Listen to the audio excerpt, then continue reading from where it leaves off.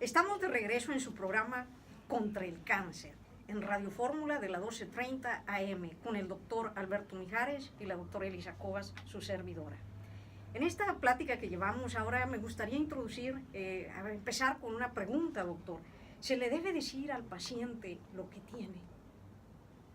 Bueno, desde el punto de vista médico, en todos los pacientes hay que informarles lo que tienen, hay que ser veraces con ellos y sus posibilidades de tratamiento, de cura, etcétera, etcétera, en todos los padecimientos o en todos los momentos que tengamos que hacer una conclusión con un paciente. Tenemos que decir la verdad. En la cuestión del cáncer, decirle a una persona, tiene cáncer, tiene muchos matices o tiene muchas vueltas. Ya lo dije hace un momento, a veces la familia, el propio paciente me ha pedido que no mencione la palabra cáncer. O sea, es una petición del paciente. ¿Pero se le dice o no se le dice? Yo pienso, a mi modo de ver, yo pienso que hay que decirle. El problema es qué tipo de relación médico-paciente establecimos con la persona para tratar de comunicarnos con él y comunicarle las posibilidades que tiene. Quizá no tan fuerte así como decir, tiene un cáncer. A lo mejor hay que ir primero explicándole lo que le pasó, lo que le sucedió, cuál enfermedad descubrimos, cómo ha ido evolucionando esta, y entonces sí, tratar de informarle lo que tiene. Yo creo que los pacientes lo que quieren es saber la verdad muchas veces, aún a pesar de que después no toquemos la palabra, pero el paciente por principio de cuentas, o las primeras veces que andamos estudiándolo, él quiere saber la verdad.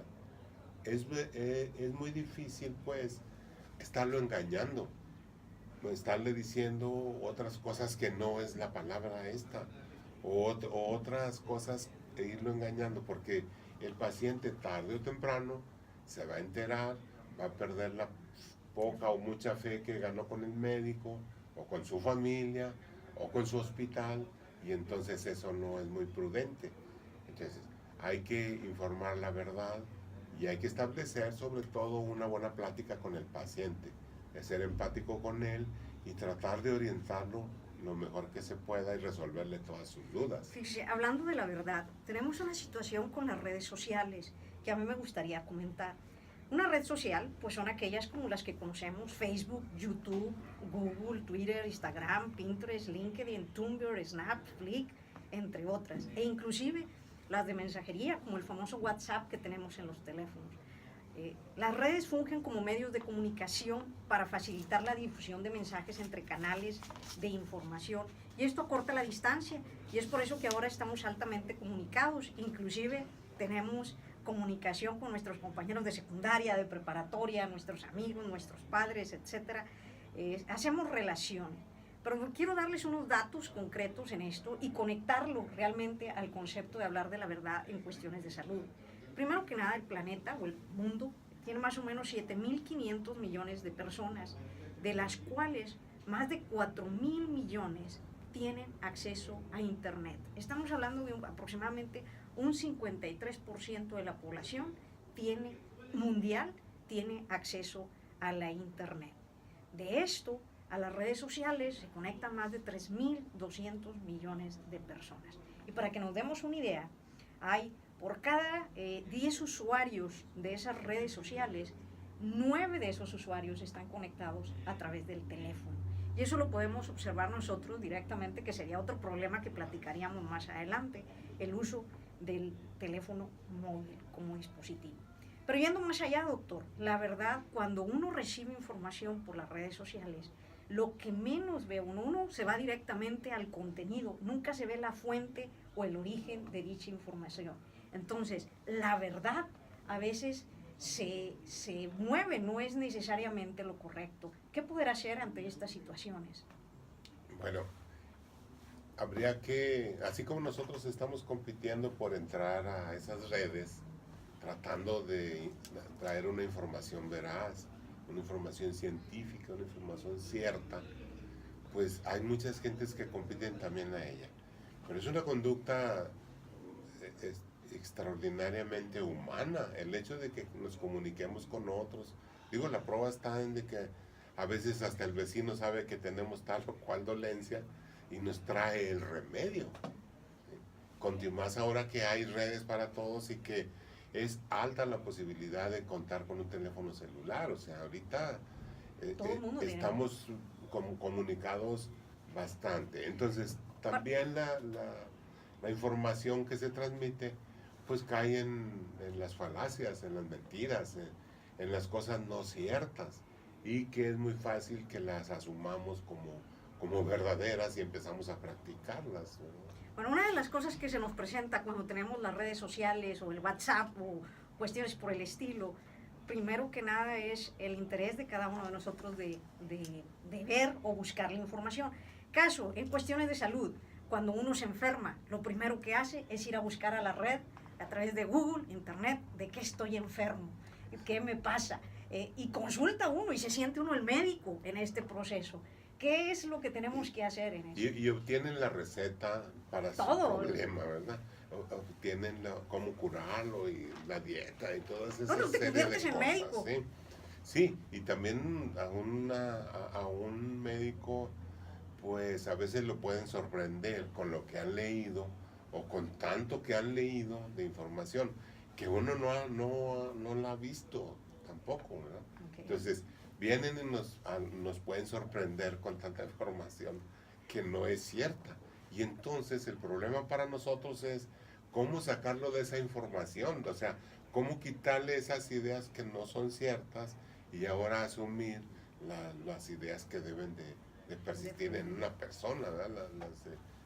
Que pues, implican a la medicina. Pero ¿verdad? También tiene un efecto bien interesante en este proceso, que es la cuestión de el que uno cuando empieza a leer, empieza a meterle, a entrarte un miedo de escuchar o de ver las cosas que están ahí, que llega un momento en que te aterrorizas o que crees que realmente tienes una enfermedad maligna, mala, como de lo que estamos hablando el día de hoy. Y por otro lado, todavía peor a esa situación, uno se retracta y en lugar de ir con un médico, evitas ir al médico por miedo. Así es. Bien, hay dos cosas importantes que quiero tocar aquí en este momento. La primera, la sociedad en general ha perdido, o a lo menos no se ve muy bien o no se ve muy frecuente, que la familia tenga un médico de su preferencia, de cabecera. Eso siempre será lo mejor y es muy buena política tener al médico que atienda a la familia, un médico de su preferencia, en el que deposite la confianza en la familia. Es importante eso porque entonces ese médico será el conductor de los siguientes pasos que vaya a poder seguir la familia con algún problema que tenga. La otra cosa que quiero tocar es, y que quiero que sepa el público, es que las enfermedades, el 80% de las enfermedades o síntomas que tenemos los humanos se curan solas. El asunto nada más es darle un poco de tiempo a nuestro cuerpo o darle cualquier cosa pequeña que nos puede aliviar o hacernos creer que estamos ya bien. Entonces, todas esas cosas, como ven, no necesitan de casi nada y no necesitan muy probablemente de andar consultando síntomas ni tratar de aprender medicina por esa vía, por la vía de las redes sociales. Porque hay que recordar una cosa, la persona que tiene un cáncer es una persona que está enferma desde antes que ella se dé cuenta. Es decir, el crecimiento del tumor ha venido siendo hace ya tiempo. Lo que sucede es que no tiene ningún síntoma, no siente nada, no le pasa nada. Y cuando empieza a dar síntomas, es muy fácil que se confundan con las otras cosas que luego nos pasan, ¿no? Tosecitas, dolorcitos, cosas así. Entonces, es importante tener a un médico al que hay que acudir antes de acudir a las redes y antes de acudir al vecino, a la comadre, a la suegra. Mejor vaya con un doctor y pregúntele qué está ocurriendo. Eso es lo mejor. Que debemos hacer. Ahora, La otra cosa es esperar un tiempo razonable para que nuestro cuerpo se alivie solo. Muchas gentes lo pueden observar, por ejemplo, cuando les duele la cabeza a uno. Va y se recuesta un ratito y al rato ya se levanta sin dolor de cabeza, sin necesidad de nada. Entonces, pero la indicación principal es que acudan con su médico de familia, con su médico de cabecera, con el médico que los llevaban de niños, con ese que siempre está ahí a la mano. O búsquense uno, ¿verdad? Bueno, pues según el National Web, más del 50% de la información que se busca en la red o en la internet sobre salud está relacionada específicamente a dolencias o enfermedades, por encima de hablar de hábitos saludables o medicamentos. Alrededor del 80% de los pacientes consultan antes de ir a ver a un médico. Fíjese qué interesante en esto, los pacientes pueden utilizar las redes sociales para explorar posibilidades concretas, o sea, ver consultorios, clínicas, doctores, las experiencias de otros pacientes, más que ponerse en la vivencia de yo soy médico. Les recuerdo, estamos en Radio Fórmula 1230 AM, en el programa Contra el Cáncer, dirigido por el doctor Alberto Mijares y la doctora Elisa Cobas en este momento. Regresamos, vamos a un corte y nos vemos, estaremos platicando en la siguiente, la relación del duelo y el cáncer.